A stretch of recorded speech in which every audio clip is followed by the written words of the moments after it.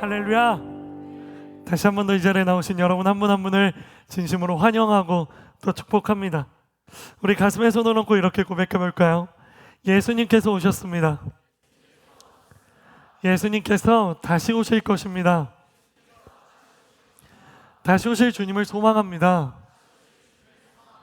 아멘. 주 예수여 오시옵소서. 그래요. 오늘 예배를 통해 다시 오시는 주님을 더 소망하는 그런 은혜가 여러분 모두에게 가득하기를 주님의 이름으로 축복합니다. 자, 오늘은 여호수아 10장의 말씀을 가지고 충성과 신실이 만나면 생기는 일이라는 제목으로 하나님의 은혜를 나누도록 하겠습니다. 오늘 제목에서 알 수 있듯이 우리가 오늘 함께 나눌 키워드는 두 가지입니다. 바로 충성과 신실이라는 두 가지 단어입니다. 이 두 가지 단어는 우리에게 그다지 낯선 단어가 아니죠. 충성은 어떤 뜻입니까? 사전에 검색해 보았는데요.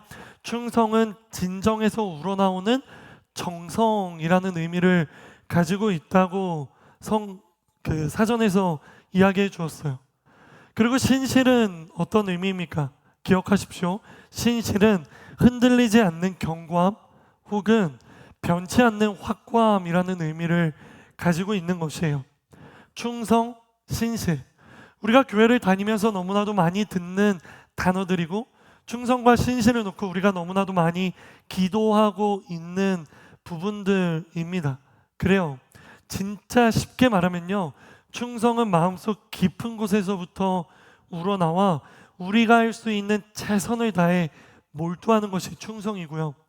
그리고 신실은 중간에 마음을 바꾸거나 혹은 흔들리거나 혹은 중간에 계획을 변경하지 않고 끝까지 지키는 것, 바로 이것을 신실이라고 이야기하는 것이에요. 우리는 오늘 말씀을 통해 바로 이 충성 그리고 신실, 이 두 가지에 대해 살펴볼 거예요. 왜냐하면요, 오늘 우리가 살펴볼 본문 말씀의 여호수아 10장의 이야기 속에는요, 바로 충성, 신실 이 두 가지가 서로 만나는 그런 사건이 기록되어 있기 때문입니다. 간절히 바라옵기는요, 저는 오늘 이 본문을 통해 여기 있는 우리 모두가 충성과 신실의 모습을 깨닫게 되기를 주님의 이름으로 축복합니다. 그리고 그저 깨닫는 것을 넘어서서 충성과 신실이 만나면 발생하는 바로 그 놀라운 일이 여러분의 삶 가운데도 일어나게 되기를요 주님의 이름으로 축복합니다. 자, 그럼 이제 본격적으로 한번 시작해 보도록 할게요. 오늘 우리가 살펴볼 여호수아 10장의 내용은 지난 시간에 살펴본 여호수아 9장의 바로 그 사건의 연장선인 거예요. 그래서 여러분에게 먼저 물어보고 싶습니다. 여러분, 여호수아 9장에 어떤 내용들이 있었죠? 하나의 아주 특별한 민족이 나왔어요. 누구요? 그래요. 기브온 족속들이 나왔습니다. 바로 기브온과 여호수아, 즉 이스라엘 백성들과의 하나의 언약이 맺어지는 것, 바로 그것이 기록되어 있었죠. 그 언약이 맺어지는 과정은 어땠습니까? 기브온 사람들이 정직하게 우리가 너무 두려우니 우리 언약을 맺어 우리를 살려주세요 라고 했나요? 그렇지 않죠. 기브온 족속들은 자신의 정체, 즉 가나안 땅에 살고 있다는 것을 숨겼고 바로 그것을 속이며 거짓말했고, 그로 인해 여호수아는 기브온 족속들과 언약을 맺었다라는 것을 우리는 모두 다 기억할 거예요. 그런데 그들이 맺은 언약의 내용은 무엇이었죠? 바로 기브온 족속들을 죽이지 않고 그들을 살려주겠다라는 바로 그 언약이었어요. 그 결과 어떤 일이 일어납니까? 기브온 족속은 결국 이스라엘 백성들로부터 생명을 건진받게 되고, 그걸 넘어서 기브온 백성들은 이스라엘 민족에게 편입되었다고 했죠. 그리고 어떠한 역할을 감당했다고 했죠? 어떤 역할? 지금 요쪽 아주 모범생인데 어떠한 역할을 감당했다고요? 하나님께 제사 드리는 것을 돕는 역할. 어떤 걸로 돕죠? 제사에 꼭 필요한 두 가지 그래요. 알고 계시죠? 이쪽도? 믿습니다. 나무와 물을 얻어오는 역할을 감당했다라고 말씀드렸어요. 바로 이러한 스토리가 여호수아 9장에 기록되어 있던 거예요. 그렇다면 두 번째 질문이에요. 바로 이 사건 이후에 벌어지는 내용은 무엇일까요? 그 내용이 바로 오늘 본문 우리가 읽은 곳에 기록되어 있어요. 그것은 뭐냐면 바로 이러한 이야기를 들은 가나안 땅에 거주하는 다른 민족들이 어떻게 반응하고 어떻게 대처하였는가, 바로 그것에 대해 기록하고 있는 것이죠. 우리 함께 오늘 본문 말씀 여호수아 10장 1절부터 4절까지의 말씀을 읽어볼까요? 시작. 그때 예루살렘 왕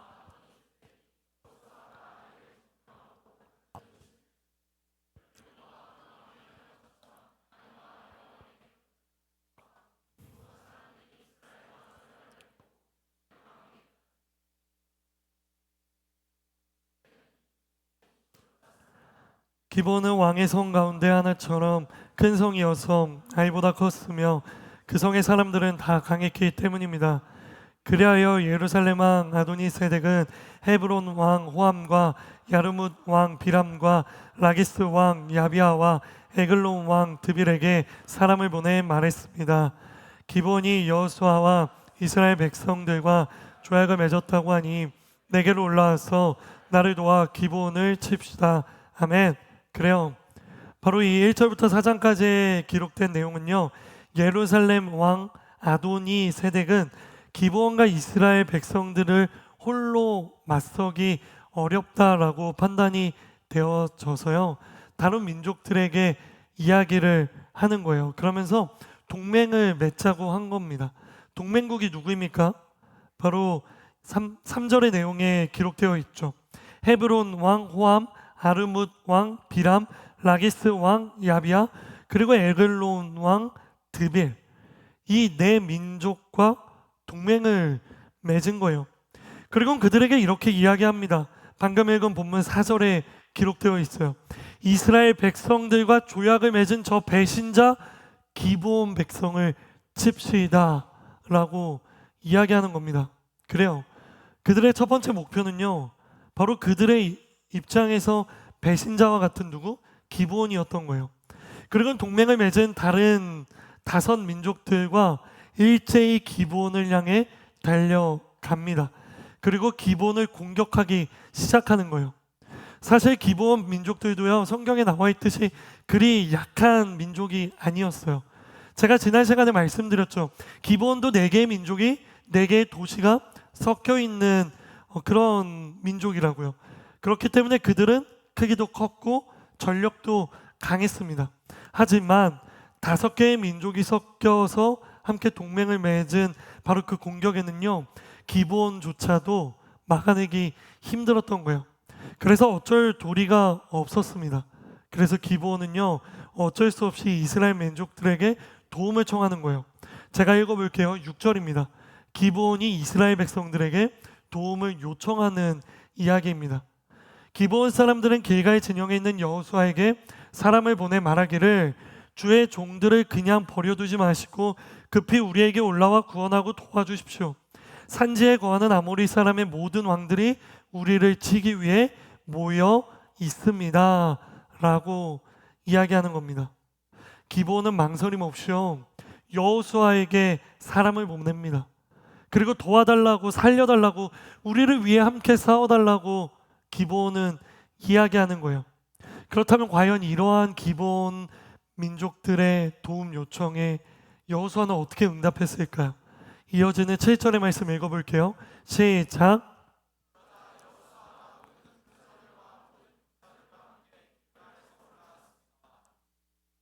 그래요. 7절에 분명히 기록되어 있어요. 기브온의 요청에 따른 여호수아의 반응입니다. 제가 여기서 가장 중요하게 생각하는 게 무엇일까요?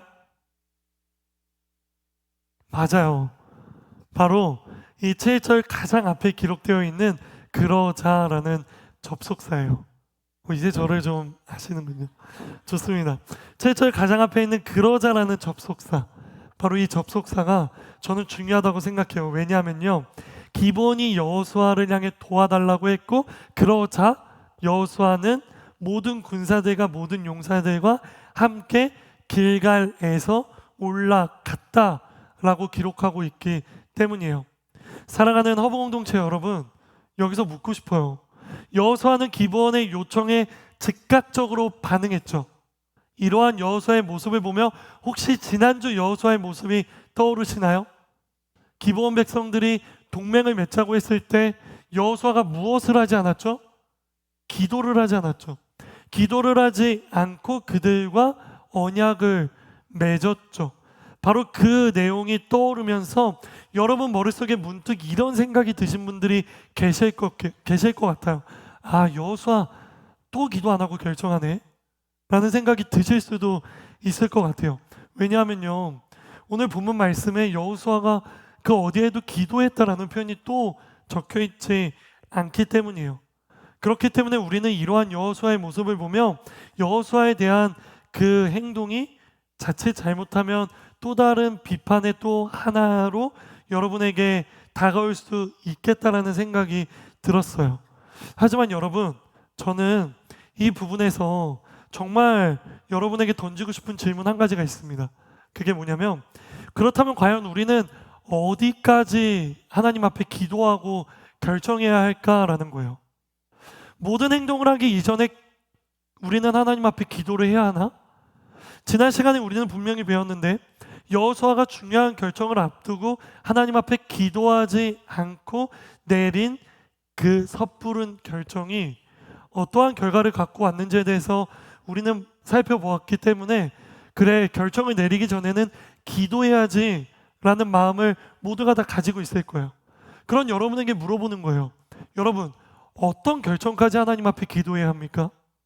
물어볼게요. 내가 오늘 저녁에 짜장면 먹을까 짬뽕 먹을까 하나님 앞에 기도하고 결정해야 됩니까? 아마 이 질문에 대해서는 여러분 모두가 다 아니라고 이야기할 것 같아요. 그래요. 그렇다면 여기서 우리가 질문을 던져야 돼요. 과연 기도하고 결정하는 것과 기도하지 않아도 되는 그 결정, 그 두 개의 결정의 경계와 기준은 무엇인가라는 질문을 던지는 것입니다. 이러한 질문에 대해서는요, 물론 여러 가지 기준들이 있겠지만요, 그 중에서 저는 오늘 한 가지 기준을 여러분에게 말씀드리고 싶어요. 볼펜이 있으신 분들은 기록해 주세요. 이미 주어진 하나님의 말씀에 대해서는 물을 필요가 없다라는 거예요. 뭐라고요? 이미 주어진 하나님의 말씀에 대해서는 물을 필요가 없다라는 것입니다. 이미 우리에게 분명하게 말씀하셨고 이미 우리에게 분명히 약속하신 하나님의 뜻에 대해서는요, 물어보기보다는 즉각적인 행동, 결심, 순종, 실행, 그것이 더 중요하다라는 거예요. 진짜 쉽게 말하면 너무나도 명확한 하나님의 뜻에 대해서는 더 이상 주저할 필요가 없다라는 것이죠. 여러분 기억하세요? 순종의 반대말이 뭐죠? 불순종인가요? 아니잖아요. 주저함, 머뭇거림, 망설임이잖아요. 순종의 반대말은 주저함이고 머뭇거림이고 망설임이에요. 즉 순종하지 않고 머뭇거리고 주저한다는 것은 곧 불순종이라는 것이고, 불순종하는 것은 곧 하나님의 말씀대로 살지 않는 것을 의미합니다. 그렇기 때문에 하나님이 명확히 말씀하셨고 명확한 하나님의 뜻이 있음에도 불구하고 우리가 순종하지 않고 실행하지 않고 움직이지 않고 그 자리에서 계속 주저하며 하나님 앞에 묻기만을 반복한다면 그것은 어쩌면 하나님 앞에서 불순종일 수 있다라는 것입니다. 자, 그렇다면 여기서 또 한 가지 궁금증이 생깁니다. 과연 여호수아의 이러한 행동이 하나님의 뜻이고 말씀이라는 것에 증거가 어디 있을까요? 만약에 이 논리가 성립하려면요, 바로 여호수아가 기브온 족속들을 도와 5 가나안 민족들과 전투하는 것이 하나님의 뜻이라는 명확한 말씀이 있어야 돼요. 그게 있어야 지금 여호수아가 기도하지 않고 지금 기브온을 도와주러 가는 이 행동이요, 그 9장의 여호수아가 행한 그 잘못을 반복하지 않는 것이 되는 거예요. 그렇다면 과연 여호수아의 이러한 결정이 하나님의 뜻이라는 근거는 어디 있는가? 이것은 바로 여호수아가 받은 요청에 있는 거예요. 여호수아가 받은 요청은 무엇이었습니까? 성경을 정확히 보십시오. 기브온 사람들이 자신을 도와달라는 요청이었어요. 이 말은 뭐죠? 다섯 민족이 자신을 공격하고 있다고 이곳에 와서 전쟁에 좀 참여해 달라고 요청하는 거예요. 이 요청에 여호수아는 조금의 망설임도 없이 모든 군사들과 용사들을 데리고 올라갔다라고 기록하고 있는 거예요. 바로 이 부분에서 우리는 크게 두 가지 분명하고도 확고한 하나님의 뜻과 부합되는 지점을 만나게 됩니다.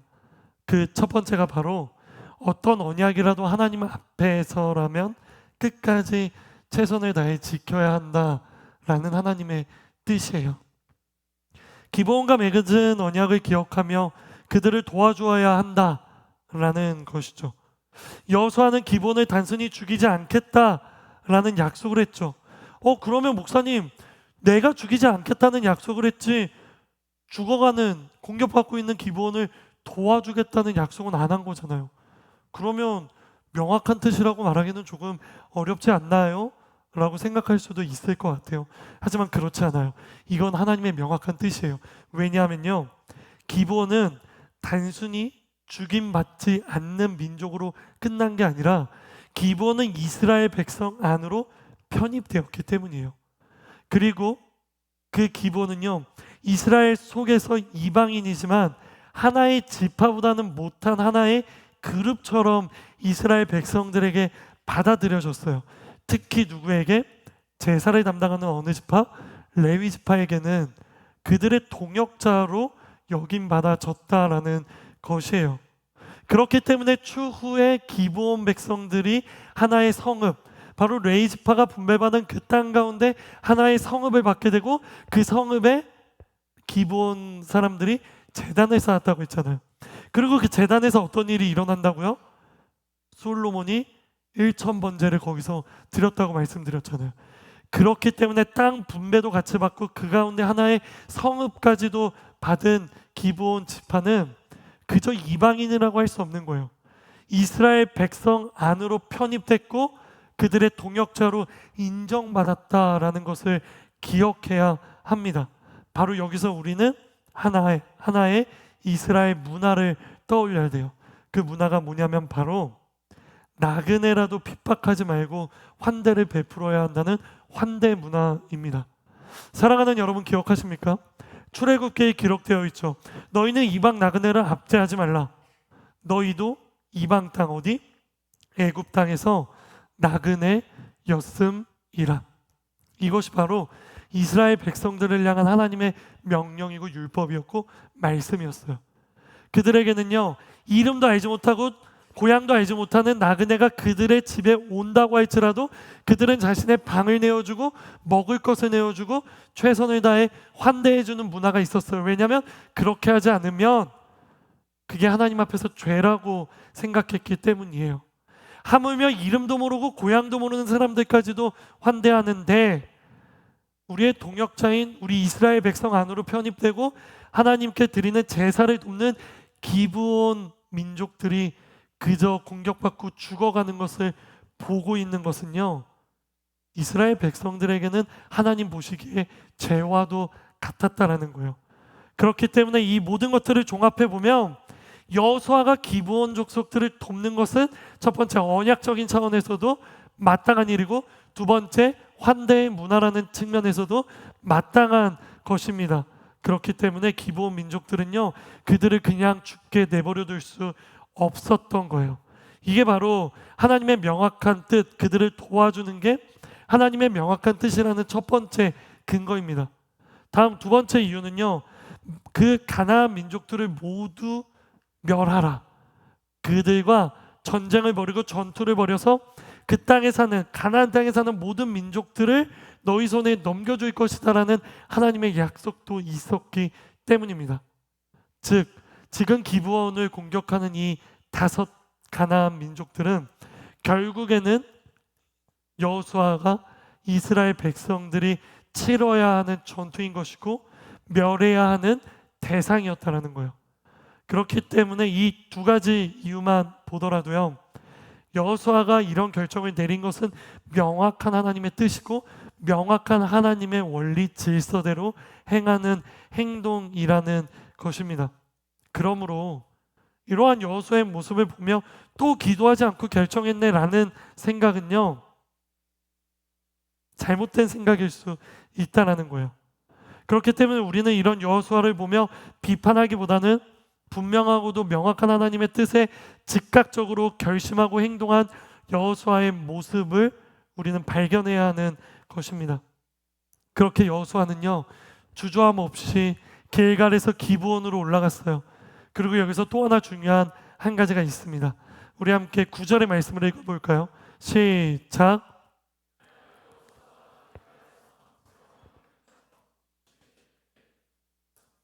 볼펜에 있으신 분들은 밑줄 그어주시겠어요? 밤새워 행군에 가서, 밤새워 행군에 가서. 바로 이 부분이 굉장히 중요합니다. 길갈에서 기브온까지의 거리는요, 약 38km 정도 떨어진 곳이에요. 군대를 갔다 오신 분들이라면 15km 행군과 30km 행군은 훈련소 때 해봤을 것이고, 뭐야 나 해병대인데 100km도 해봤어 하시는 분들은 이 38km가 별거 아닌 것처럼 생각되어질 수 있지만 사실 38km 행군은 굉장히 힘든 일이에요. 그런데 여호수아와 이스라엘 백성들은요, 이 38km를요 밤새워 행군했다라고 기록하고 있어요. 중요한 것은 뭔지 아세요? 여기는 평야가 아닙니다. 길갈에서 기브온으로 가는 그 지형은요 산악 지형이었어요.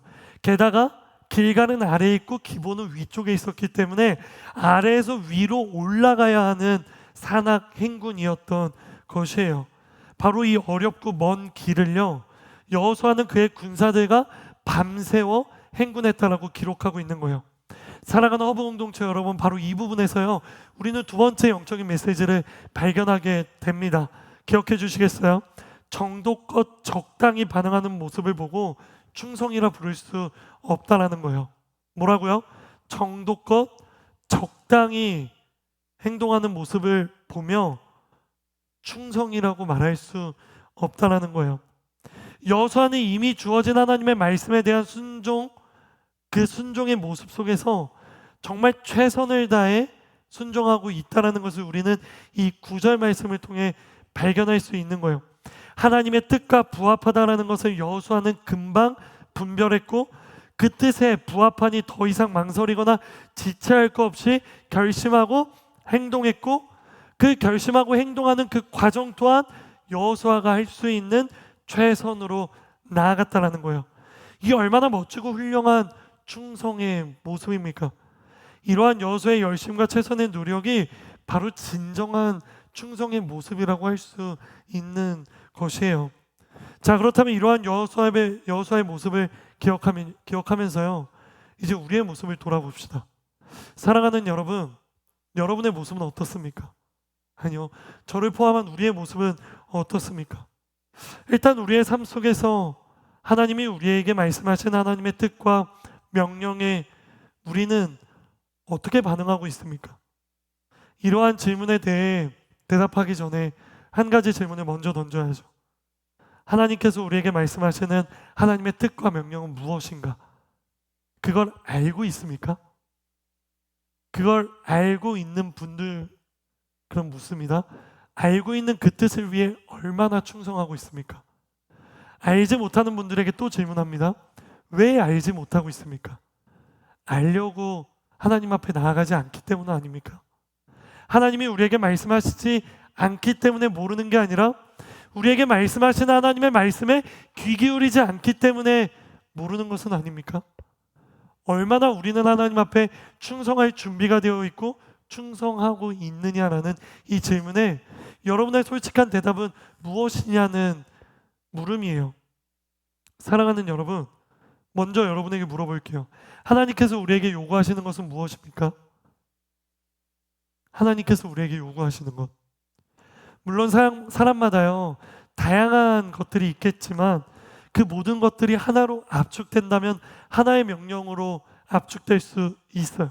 제가 몇 번 말씀드렸어요. 그것은 바로 뭐죠? 하나님의 모든 말씀, 모든 명령, 모든 율법을 하나로 압축하면 그게 뭐라고요? 바로 레위기 19장 2절이라고요. 레위기 19장 2절 읽어볼까요? 시작. 이스라엘 온 회중에게 말하여라. 그래요. 기억하십시오. 그것은 바로 거룩이에요. 하나님의 모든 율법, 하나님의 모든 말씀, 아담과 하와가 선악과를 먹고 하나님의 말씀에 불순종하여 죄를 얻게 된 그 이후부터 하나님의 모든 목적은요, 죄 사함이에요. 거룩이에요. 분별이에요. 그리고 분리입니다. 뭐로부터? 죄로부터. 그 죄로부터 분리되어 다시 거룩함으로 회복하는 것, 이것이 하나님의 목적인 거예요. 그래서 하나님은 이스라엘 백성들에게 아니요, 우리에게 율법을 주신 것이요, 말씀을 하는 거예요. 이런 거 하지 마. 이거 하면 죄야. 이거 하면 너 더러워져. 이거 하면 너의 거룩을 잃어버려. 그러니 너 이거 해. 이거 하면 너가 너의 거룩을 되찾을 수 있어. 이거 하면 너가 지은 그 죄를 씻음 받을 수 있어. 그러니 번제 드려, 소제 드려, 화목제 드려, 속죄제 드려, 속건제 드려. 이게 바로 출애굽기, 레위기, 민수기, 신명기에 기록된 하나님의 율법이고 말씀이고 규례라는 것이에요. 사랑하는 여러분, 하나님이 지금 이 시대에 우리에게 말씀하시는 것도 다 똑같아요. 너 이렇게 살아야 나와 함께 할 수 있어. 너 이렇게 살아야 성령 충만할 수 있어. 너 이렇게 살아야 내 뜻대로 사는 거야. 너 내 뜻대로 살아야 죄 짓지 않고 거룩하게 살 수 있는 거야. 그러니 너 이거 하지 마. 너 이거 해. 난 너가 이렇게 살았으면 좋겠어. 하나님은 우리에게 계속해서 말씀하시는 것이에요. 사랑하는 여러분, 결국 하나님이 우리에게 요청하시는 모든 것의 교집합은요, 거룩이라는 것입니다. 그렇다면 여기서 질문, 우리가 하나님께 하나님, 나 거룩해야 할까요? 거룩하지 말아야 할까요? 기도해야 할까요? 기도해야 합니까? 아니죠. 하나님, 나 이번 좀 극단적인 걸 들어볼까요? 하나님, 나 저거 훔칠까요? 말까요? 기도해야 됩니까? 아니잖아요. 왜요? 거룩해야 하는 건 명확한 하나님의 뜻이고 훔치지 말아야 하는 건 명확한 하나님의 뜻이기 때문이에요. 명확한 하나님의 뜻에 대해 기도할 필요가 있습니까? 없는 거예요. 다시 말씀드립니다. 이미 주어진 하나님의 말씀에 대해서는요, 물을 필요가 없는 거예요. 하지만 종종 너무나도 분명하고도 확고한 하나님의 뜻을 알고 있지만 하나님 앞에 계속 물어보는 사람들이 있어요. 그 이유가 뭘까요? 혹시 하나님께서 내게 잘못 말씀하신 것은 아닐까? 혹시 내가 잘못 알아들은 것은 아닌가? 그 마음으로 하나님 앞에 계속 물어보는 것일까요? 뭐 그럴 수도 있죠. 하지만 대부분의 경우에는요, 너무 분명한 하나님의 뜻과 말씀이지만 너무 분명한 하나님의 그 뜻과 말씀이 나의 뜻과 나의 계획과는 다르기 때문이에요. 그래서 우리는 하나님 앞에 계속 묻는 거예요. 하나님, 맞아요? 하나님, 정말 이거 맞아요? 근데 하나님, 난 지금까지 이거 준비했는데 하나님, 이거 진짜 맞아요? 계속 물어보는 거예요. 왜? 하나님의 말씀에 순종할 수 없으니까. 하나님 앞에 도저히 하나님, 나 그거 순종 안 해요 라는 말은 못 하겠고, 그러니 하나님 앞에 물어보는 거예요. 하나님, 내가 혹시 잘못 깨달은 거 아니죠? 하나님, 돌다리도 두들겨 가면서 걸으라고 하잖아요. 하나님, 나 이거요, 주저하고 망설이는 불순종의 시작이 아니라 돌다리를 두드리는 거예요 라고 하나님 앞에 합리화하고 핑계대는 것은 아닙니까? 사랑하는 여러분, 물론 돌다리도 두드려가며 하나님의 뜻대로 나아가는 거 중요할 수 있죠. 하지만 정말 하나님의 뜻대로 잘 나아가고 있는지를 확인하기 위해 묻는 것인지, 아니면 하나님의 그 말씀이 망설여지고 주저하는 마음으로 계속 묻는 것인지, 그 두 가지를 분별해야 돼요. 그 두 가지를 가장 잘 아는 사람이 누구입니까? 나예요. 바로 자기 자신이라고요. 자기 스스로를 직면해 보면요, 깨닫게 돼요. 왜요? 내 안에 누가 있어요? 성령 하나님 계시잖아요. 성령 하나님이 깨닫게 하세요. 그게 성령 하나님의 역할이에요. 여러분 마음 안에 불편한 마음들이 심어주시는 거예요. 그거 아니잖아. 그거 아니잖아. 그거 하나님의 뜻 아닌 거 너 알잖아. 바로 그러한 과정들을 통해 분별을 해야 한다는 것이죠. 그리고 그 과정 가운데 정말 하나님의 뜻이라면 이제는 묻지 말고 구하지 말고 과감하게 용기 있게 단호하게 달려나가는 것이 중요하다는 거예요. 기억하십시오. 비전의 핸들을 올바로 붙잡았다면 열정의 엑셀을 밟아야 할 때가 있는 거예요. 이 시간 여러분을 축복합니다. 나는 여러분이 비전의 핸들을 올바로 붙잡았다면 열정의 엑셀을 밟게 되는 여러분 되기를 주님의 이름으로 축복합니다. 하나님의 뜻이라는 것에 대한 확신이 있다면 주저하지 말고 망설이지 말고 하나님의 말씀대로 순종하며 여러분이 할 수 있는 최선을 다해 하나님 앞에 충성하는 저와 여러분 되기를요 주님의 이름으로 축복합니다. 이것이 바로 오늘 여호수아의 모습을 통해 발견할 수 있는 거예요. 이 시간 이런 축복이 있기를 원하시는 분들 가슴에 손을 얹고 아멘으로 화답하십시오. 나는 여기 있는 여러분 모두가 하나님 보시기에 충성된 사람들 되기를 주님의 이름으로 축복합니다. 나는 여기 있는 여러분 모두가 우리가 가진 100%의 최선으로 하나님의 뜻과 말씀에 순종하게 되기를 주님의 이름으로 축복합니다. 그러니 우리를 향한 하나님의 뜻과 명령이 확실하다고 판단되어지면 더 이상 묻지도 말고 따지지 말고 그 길로 나아가는 저와 여러분 되기를요 주님의 이름으로 축복합니다. 이것이 바로 오늘 본문에서 첫 번째로 나누고 싶은 영적인 메시지입니다. 다음 두 번째입니다. 다시 한번 8절의 말씀을 읽어보도록 할게요. 시작. 네, 지금 읽을게요. 시작.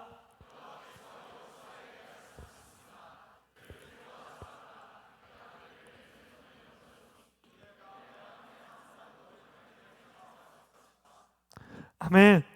그냥 넘어가도 되는데 너무 축복해주고 싶어요. 앞에 자막이 안 나왔는데 성경을 읽으신 분들은 100% 성경책이나 어플을 보면서 그 설교를 듣고 있는 것 같아요. 우리 그런 분들을 향해 정말 축복의 박수 하도록 하겠습니다. 너무 훌륭합니다. 좋아요. 7절에서 여호수아가 이미 주어진 하나님의 뜻에 더 이상 묻지 않고 행동했죠. 그러자 8절에서 하나님은 말씀하시는 거예요. 그들을 두려워하지 말라. 그들 중 한 사람도 너를 당해낼 자가 없다. 하나님께서 말씀하신 언약과 약속을 다시 한 번 더 기억나게 해주시고요. 여전히 하나님께서 기억하고 있다는 것을 이야기해 주시는 장면이에요. 그리고 또 여호수아의 이러한 즉각적인 결정, 바로 이 충성된 모습이요 결코 잘못된 것이 아니라는 하나님의 말씀과도 같은 거예요. 그렇게 하나님께서는요 여호수아에게 더욱 큰 힘과 자신감을 불어넣어 주시고 계시는 거예요. 그리고 이어지는 9절의 내용은요 9절부터의 내용은요 하나님께서 여호수아와 이스라엘 백성들과 함께 하시며 기브온 민족들을 공격하는 바로 그 5민족의 동맹 세력들과 전투하는 모습들이 기록되어 있어요. 저는 이 10절부터 내용을 읽으면서 여러분이 주목하기 원하는 것은요 이 문장의 주어에 주목하며 읽기를 원합니다. 10절과 11절의 말씀 큰 목소리로 읽어볼게요. 시작.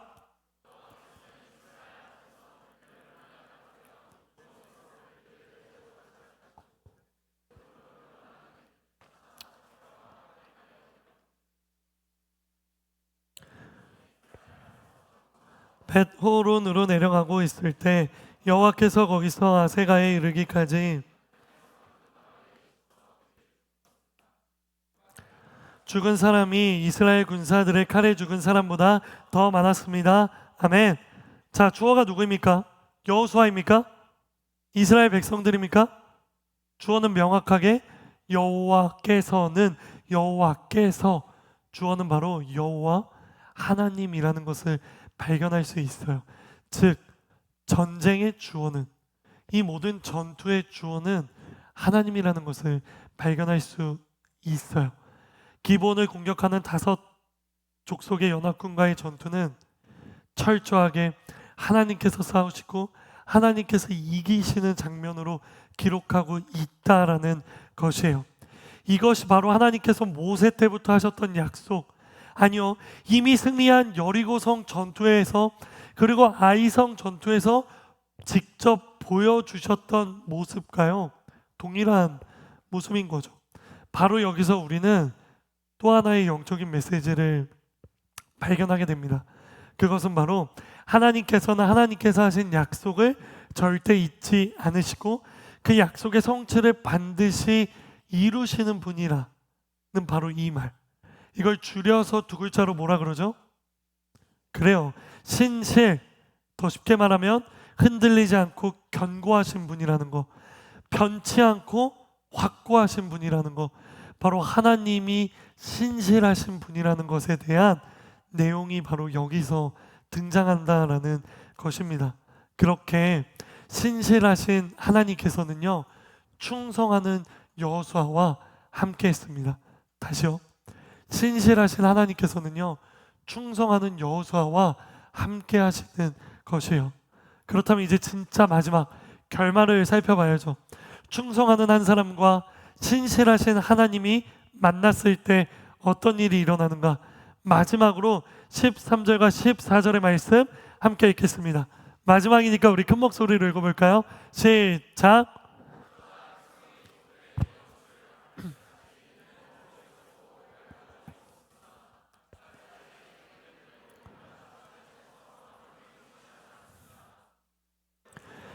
사람의 말을 들어주신 날은 전무후무했습니다.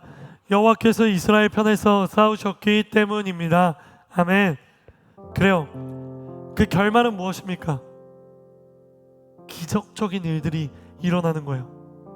해와 달이 멈추어 밤이 찾아오지 못하게 하셨고, 그렇게 하루 종일 전투 가운데 지지 않도록 하나님께서 붙들어 주신 거예요.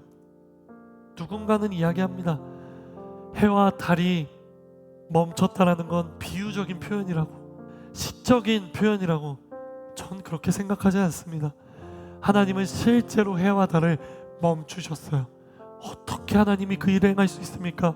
기억하십시오. 하나님은 그 해와 달을 창조하신 분이기 때문이에요. 이 부분에 대해서 시적 허용이라는 그런 말은 하지 않기를 소망합니다. 하나님은 충성하는 한 사람과 신실하신 하나님이 만나게 되었을 때 이런 기적적인 일들을 행하시는 거예요. 성경은 이를 보고 이렇게 기록해요. 이러한 날은 전무후무했다. 전에도 없었고 후에도 없었다. 왜냐하면 이게 중요하죠. 왜냐하면 하나님께서 이스라엘 편에서 싸우셨기 때문이다. 가로 안에 뭐가 들어가 있죠?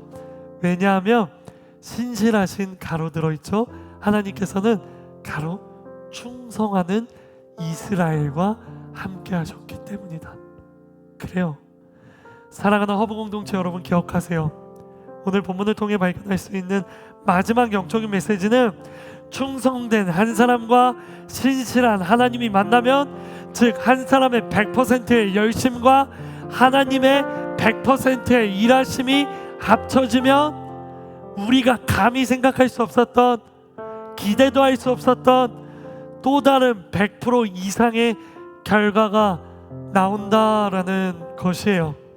그때에는요 정말 어떠한 것도 그 앞을 막을 수 없고요, 그때에는요 그 어떠한 상황적 조건적 제약도요 브레이크를 걸지 못하는 거예요. 그렇게 하나님의 크고 놀라운 역사, 기대도 못하고 생각지도 못했던 엄청난 일들이 우리 앞에 펼쳐지고, 이 세상에 펼쳐지고, 이 세상 사람들이 그것을 주목하게 되는 거예요. 저는 이러한 일들이요 비단 성경 속에만 기록된 내용이 아니라고 확신합니다. 하나님의 역사는 지금도 계속되고 있어요. 믿으십니까? 하나님의 신실하심은 지금도 여전합니다. 믿으십니까? 나만 이러한 역사가 우리의 삶 속에 일어나지 못한다라고 생각하지 마십시오. 하나님의 역사는 지금 이 시대, 이 순간 바로 여기 있는 여러분에게도 일어날 수 있어요. 그러면 질문, 왜 안 일어날까요? 그 질문을 하나님께 하기 전에 먼저 여러분의 모습을 돌아보세요. 여러분 100% 충성하고 있어요? 그거부터 대답해봐요. 내가 100% 충성하고 있지도 않은데 하나님 왜 나에게는 기적이 안 일어나요? 하나님 왜 나에게는 내 앞에 놓여있는 환경은, 내 앞에 놓여있는 고난은 왜 안 없어져요? 하나님 앞에 불평하지 말고 하나님 앞에 내 모습을 돌아보세요. 하나님, 제 속에 솔직히 불평이 있었고 불만이 있는데 생각해보면 나의 충성이 100이 아니었던 것 같아요. 하나님, 내 충성이 100이 아닌데 하나님 앞에 그 기적을 요구하는 거 욕심이죠. 하나님 말씀에 이렇게 기록되어 있죠. 구하여도 받지 못하면 잘못 쓰려고 욕심으로 구하기 때문이라고, 정욕으로 쓰려고 정욕으로 구하고 있는 것 때문이라고 성경은 우리에게 이야기하고 있는 거예요. 그러니 사랑하는 어부 공동체 여러분, 혹시 지금 여러분의 삶 가운데 도저히 여러분의 힘으로 해결할 수 없는 거대한 고난과 고통의 문제 앞에 서 계신 분들이 있다면, 또 도저히 어떻게 할 수 없는 거대한 슬픔과 아픔이라는 폭우 속에 피맞고 계신 분들이 있다면, 그렇다면 바로 그 속에서요, 하나님을 불평하고 하나님을 원망하고 하나님으로부터 멀어지는 것은 잠깐 멈추고요, 여러분이 최선을 다해 100%의 믿음과 충성으로 하나님께 한번 나아가 보려고 노력해 보시기를 바라요. 정도껏 적당히가 아니라요, 할 수 있는 한 최선을 다해서, 힘들기 때문에 어렵기 때문에 더 하나님을 붙들고 더 하나님 앞에 무릎 꿇으면 그런 모습으로 하나님의 말씀과 뜻을 붙잡아 보십시오. 그렇게 그 한 걸음을 용기 내어 나아가 보는 거예요. 그 한 걸음을 하나님의 능력으로 나아가 보는 거예요. 그 한 걸음을 하나님을 신뢰하며 나아가 보는 거예요. 그렇게 여러분의 100%의 충성으로 나아가면 하나님의 100%의 신실하심이 여러분을 찾아올 거예요. 그때 여러분 앞에 있던 거대한 고난과 고통의 문제가, 거대한 슬픔과 아픔의 폭우가 그치고 사라지게 될 거예요. 설령 사라지지 않는다고 할지라도 하나님은 그 속에서 반드시 피할 길을 주실 거예요. 기억하세요. 여러분의 100%의 충성과 하나님의 100%의 신실이 만나도 상황과 환경이 바뀌지 않을 수 있어요. 그건 하나님이 그 상황과 환경을 바꿀 수 없는 게 아니라 바꾸지 않고도 여러분이 그 상황과 환경을 뛰어넘을 수 있게 하시기 위함이기 때문이에요. 그러니 여러분, 그 속에서 하나님을 만나 하나님이 주시는 능력으로, 힘으로 그것을 부수고 나올 수 있는 여러분 되기를 소망합니다. 그곳에서 결코 쓰러지지 않는 저력을 갖게 되기를 주님의 이름으로 축복합니다. 그 결과 하나님께서 여러분에게 그러한 놀라운 일들을 일으킴으로 말미암아 그 이후에 여러분이 성경에 기록된 것처럼 하나님의 은혜가 이렇게 컸던 적이 전에도 없었고 후에도 없을 정도로 컸다, 하나님 앞에 영광 돌리는 여러분 되기를 소망하는 거예요. 이 시간 마지막 여러분을 축복하고요, 함께 기도하기 원합니다. 이러한 축복이 있기 원하시는 분을 가슴에 손을 얹고 아멘으로 화답하십시오. 나는 따라하라고는 안 했는데 너무 좋네요. 따라해볼까요? 나는 100%의 충성으로 하나님께 나아가겠습니다. 내가 나아갈 때 하나님께서는 100%의 신실함으로 나를 만나 주실 것입니다. 그 만남 가운데 크고 놀라운 일이 나의 삶 가운데 일어날 것입니다. 나는 이것을 믿습니다. 예수 그리스도의 이름으로 선포하오니, 이러한 믿음을 빼앗아가는 모든 악의 세력들은 묶임받고 떠나갈지어다. 그래요. 바로 이렇게 하나님 앞에 기도하며 확신과 신뢰를 가지고 대적하며 여러분 앞에 있는 모든 것들을 이겨내는 여러분 되기를요 주님의 이름으로 축복합니다. 기도하겠습니다. 우리 이 시간 딱 한 번만 기도할게요. 딱 한 번 기도할 때 우리 최선을 다해 기도할 건데요, 하나님, 내가 이 딱 한 번의 기도 100%의 충성된 모습 최선으로 기도하겠습니다. 내가 다짐하고 결단한 분들 자리에서 일어나십시오. 그리고 하나님 앞에 기도할 때 이렇게 기도합시다. 하나님, 하나님 앞에 망설이고 있는 주저함들 사라지게 하여 주시고, 내가 나에게 말씀하시는 하나님의 분명하고도 명확한 뜻 속에서 100%로 충성할 수 있는 사람 되게 하여 주시옵소서. 내가 100%로 나아갈 때 100%의 신실하신 하나님이 나의 삶 가운데 역사하여 주시옵소서. 우리 이 시간 주님 이름 3번 부르며